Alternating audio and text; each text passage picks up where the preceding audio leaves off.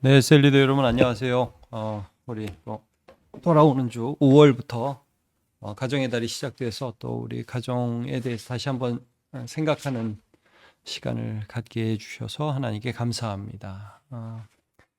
벌써 5월이네요. 4월이 이제 거의 끝나가고 이제 5월이 오는데 어, 이제 가정의 달에는 이제 좀 하나님께서 우리 가정을 치유하시고 사랑의 숨결을 좀 부어 넣어 주시기를 바라는 마음으로 좀그 이 가정의 달을 좀 보내려고 합니다. 그래서 우리 가정을 다시 한번 돌아보는 시간 되었으면 좋겠어요. 뭐 늘 그렇지만 우리가 교회라는 게 가장 중요하고 함께 예수를 믿는 사람으로 살아가는 게 중요한데 가정은 또 작은 교회죠. 그래서 이 가정 가운데 예수 그리스도를 믿는 믿음이 어떻게 드러나는가 하는 것들은 늘 너무 중요하고 소중합니다. 제가 이제 그 가정의 달 첫째 주가 어린이 주일인데 보통 이제 첫째 주 우리가 온세대 통합 예배를 드리는데 이 가정의 달에는 우리가 좀 제가 첫 주에는 부모에게 하는 말들을 좀 말씀을 전하고 둘째 주에는 오히려 자녀들에게 하는 말씀을 전해서 온세대 통합 예배를 둘째 주로 좀 하려고 하고 있어요. 그 점 좀 기억해 주시고 이번 주에는 우리가 이제 부모로서 어떤 자세와 생각을 가져야 되는지를 다시 한번 좀 기억하고 말씀을 드렸으면 좋겠습니다. 그 이번 주에는 이제 제목을 자녀의 분노를 소망으로 바꾸라라는 제목을 가지고 말씀을 나눕니다. 어떻게 하면 우리 자녀들이 마음에 분노를 품는 자, 낙심과 좌절을 품는 자가 아니라 소망을 품는 자가 될 것인가.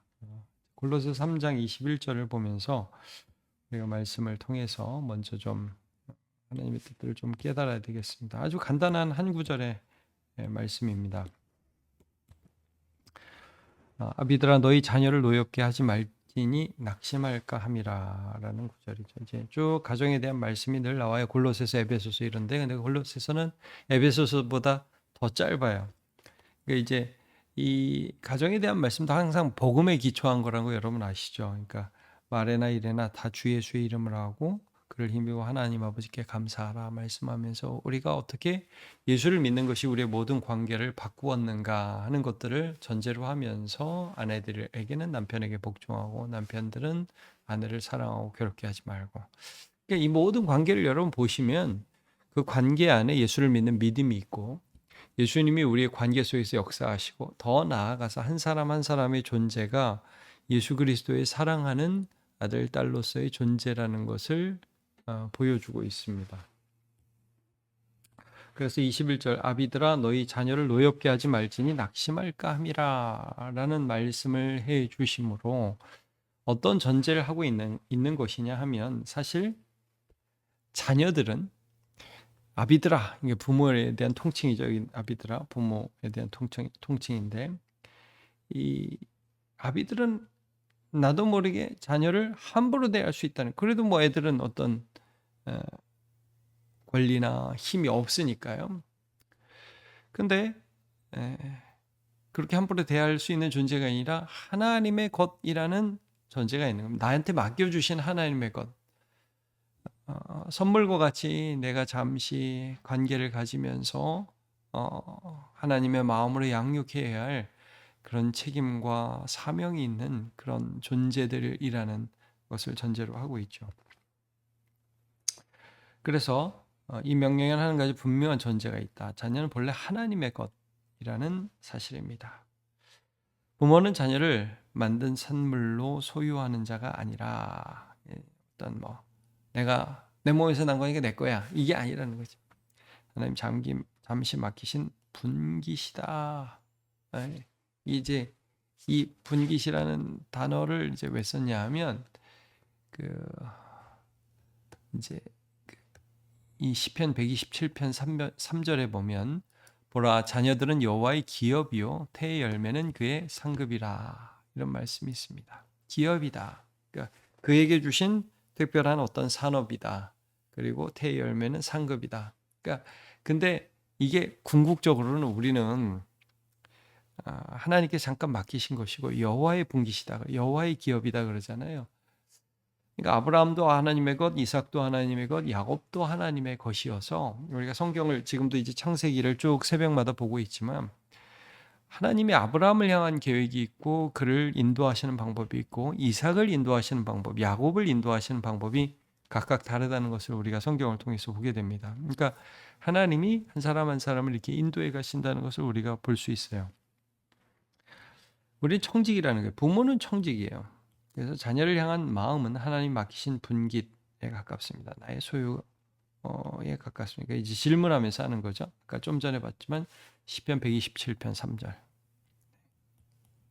시편 127편 3절을 보면 대열매는 여호와의 기업이다, 이런 말씀이 나온단 말이에요. 내 마음이, 나는 자녀를 볼 때 너무 사랑하거나 너무 답답하거나 혹은 여러 가지 마음이 들 수 있지만 하나님이 나한테 맡기신 소중한 하나님의 것이라는 의식을 내가 갖고 있는가라는 것은 굉장히 중요하죠.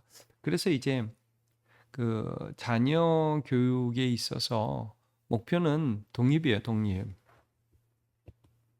얘가 나 없어도 되는 사람이 되는 거죠. 편안하게 나는 이제 가고 얘는 또 하나님께서 자기에게 주신 그런 뜻들을 깨달아서 스스로 잘 살아갈 수 있는 그런 사람이 되는 것이죠. 자, 말씀과 나눈 보도록 하죠. 이 구절 자체가 이렇게 길지 않아요. 이번 본문이 아비들아 너희 자녀를 노엽게 하지 말지니 낙심할까 함이라. 이 구절을 생각하면서 우리가 뭘 적용하면서 어, 이제 그 말씀을 나눠야 될까? 자, 노엽게 하는 게 그럼 뭐냐? 낙심하게 하는 게 뭐냐? 이걸 알고 그럼 어떻게 하면 소망을 반대로, 그럼 낙심하게 하지 않으면 소망을 줘야 될 거 아니야? 어떤 방법으로 우리가 소망을 주는 그런 삶을 살아갈 수 있을까? 그러니까 도입에서 말씀드린 이 자녀가 하나님의 것이다라는 것은 기본적인 전제. 우리 늘 생각 속에 이게 있어야 돼. 얘는 내 게 아니야. 하나님이 나에게 맡겨주신 거야. 이제 교사는 1년 동안, 담임 교사는 1년 동안 아이들을 돌보다가 또 그 다음에게로 연계하잖아요. 우리는 1년이 아니죠. 꽤 오랜 기간 제 자녀들을 양육해 나가는데, 자, 이런 부분에 있어서 우리가 어떻게 어떤 방법으로 자녀들에게 낙심과 분노가 아닌 소망과 어떤 희망을 줄 것인가? 자, 이제 무엇이 자녀를 분노하게 하는지를 좀 봐야 돼요. 제가 이제 세 가지를 사실 늘 말하고 있거든요. 무시, 무책임, 강요. 이건 뭐 예전 설교부터 계속 강조해 오던 바인데, 이런 것들이 자녀들을 이제 분노하게 하는 것이죠. 이제 좀 큰 카테고리로 묶다 보니까 이렇게 됐는데, 작은 카테고리로 가면 다양한 것들이 또 있겠죠. 뭐 비교와 과한 기대, 뭐 이런 것들. 옆집 누구는 잘하는데 너는 왜 이러냐? 뭐 형하고 너는 어떠냐? 그러니까 이런 것들이 비교나 편애나 이런 것들이 상당히 사람들을 분노하게 된다는 거예요. 여러분, 야곱 이스라엘이 12아들을 낳았잖아요. 근데 요셉을 편애했단 말이에요. 근데 그의 아버지 이삭과 어머니 리브가도 똑같이 그랬단 말이죠. 형만 좋아하고 뭐 동생만 좋아하고 이런 식으로. 이거는 전제가 이런 뭐 비교, 과한 기대, 무시 이런 것들은 다 얘가 하나님의 것으로서 하나님이 창조하신 얘만의 독특함이 있고 아름다움이 있다는 그런 의식들이 우리에게 좀 부족한 거예요. 그래서 이런 것들이 우리에게 있지는 않은가라는 것들을 한번 봐야 되고요. 그 다음에 인격을 깎는 말과 분노, 너 같은 게 뭐 이런 말들 굉장히 어떤 사람을 화나게 하죠. 부모가 했던 어떤 말들이 평생 상처로 남는 경우가 많이 있어요. 그래서 혹시 한 번도 사과를 안 했다면 사과하는 것도 꼭 필요하죠. 예. 화풀이를 한다든가 뭐 이런 거 있죠. 다음에 일관성 없는 훈계와 약속 안 지킴. 이건 이제 신뢰를 깨버리는 거예요. 무책임과 관련이 있죠. 기분 따라 기준 바뀌고 뭐 이럴 때는 되고 저럴 때는 안 되고 약속했다 안 지키고 뭐 미안하다 그러면 땡이고 이런 것들 상당히 자녀들의 마음에 큰 상처를 줍니다. 그리고 뭐 술 마시고 폭력을 행하고 뭐 이런 것들 굉장히 큰 실망을 주죠. 부모의 다툼 또는 무관심과 방치. 부모들이 자녀들을 신경 안 쓰고 막 분노하고 막 싸우고 막 그러는 거 굉장히 큰 상처가 되거든요. 또 방치하는 거, 그냥 책임지지 않고 밥 해주고 그런 거 중요하잖아요. 먹을 거 챙겨주고 이 아이가 뭘 하고 싶은지를 좀 눈여겨본다든지 이런 거. 그러니까 하나님의 자녀고요. 사람은 다 달라요. 그러니까 내가 원하는 대로 크는 게 아니라 얘들을 향한 하나님의 뜻은 다 다르기 때문에 우리 부모는 늘 자녀들을 눈여겨보고 뭘 잘하는지 어떤 부분에 관심이 있는지 이런 것도 늘 봐야겠죠. 언제 어려움을 겪는지 이제 이런 것들도 좀 보면서 이끌어주고 보호해주고 그럴 책임이 있단 말씀입니다. 이런 것들 우리 안에 어떤 부모로서 살아가면서 좀 부족한 점이 있었는지 스스로 좀 반성해보고 또 이런 것들을 자꾸 어, 사과할 건 사과하고 내가 바뀔 것은 바뀌고 해서 우리 자녀들이 건강하게 하나님이 주신 뜻들을 발견하고 신앙 안에서 하나님이 나를 사랑하신다는 것들을 발견하면서 삶에서 역동적으로 살아갈 수 있도록 도와주는 것, 이게 부모의 굉장히 중요한 책임이죠. 제가 요즘에 이제 많은 사람들, 애를 낳지 않는 많은 사람들을 보면서 이게 단순히 힘들어서가 아니라 돈이 없어서라는 생각을 많이 가지고 있는 것들을 보게 돼요. 애들 키우는 데 돈이 엄청 들거든요. 근데 이제 그건 좀 너무 작은 것 같아요. 하나님이 어떤 자녀를 우리에게 주실 때는 반드시 자녀를 키울 수 있는 능력도 함께 주시거든요. 그래서 좀 돈 이상의 어떤 관심과 어떤 방향 제시와 부모로서의 책임을 다하는 그런 크리스찬 부모가 지금 꼭 필요합니다. 자, 2번 볼게요. 한나를 제가 예로 들 건데 한나가 이제 사무엘을 기도해서 낳잖아요. 근데 이제 사무엘을 낳은 다음에 약속한 대로 하나님께 드립니다. 그 마음은 어떤 마음이었을까? 우리가 좀 생각을 해봐야 되겠 자녀를 드리는 그 이제 이런 거 아니겠어요? 하나님이 이 아이를 나보다 더 잘 키우실 것이다. 하나님의 이 아이를 향한 뜻이 있다. 이거죠. 그러니까 이 기도를 늘 한 거예요. 한나는 하나님 이 아이를 하나님 앞에 드립니다. 하나님의 것입니다. 뭐 아이도 들었겠죠. 사무엘도 분명히 알았죠. 나는 하나님의 것이다. 매년 작은 옷을 지어갔다고 그랬거든요. 한나가 해줄 수 있는 건 그것뿐이었어요. 그러나 하나님은 그를 그 시대의 왕을 세우는 참 귀한 선지자로 사용하시는 것을 우리가 보게 됩니다. 우리보다 하나님이 우리의 자녀를 더 잘 키우신다는 거죠.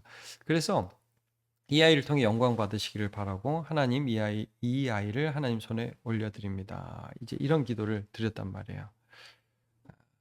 우리 가정도 사랑의 숨을 좀 우리 자녀들에게 불어넣는 의미에서 좀 이런 기도를 드려야겠죠. 어떤 기도를 드릴 수 있는지 실제적으로 다양한 또 상황이니까요. 우리 자녀들이 다양한 상황이니까 또 이제 뭐 자녀를 넘어서 손주들을 보신 분들도 많이 계시잖아요.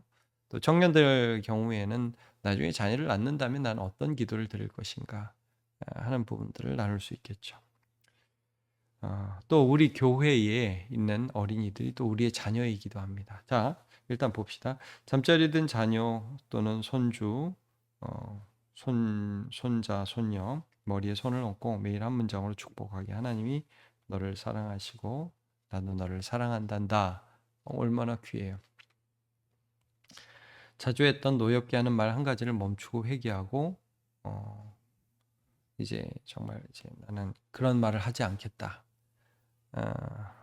상처되는 말을 더 이상 하지 않겠다. 한나처럼 매일 자녀 이름을 부르며 주님의 것입니다. 주님 영광 받으소서. 짧은 기도 드리기. 뭐 한나가 꼭 그렇게 기도했다는 성경 구절은 없어요. 그런 건 없는데 아마 이렇게 기도하지 않았을까라고 추측할 수 있죠. 자, 그리고 학교나 직장에 가는 자녀들 축복하기. 아침마다 자녀를 보내면서 이렇게 하는 것.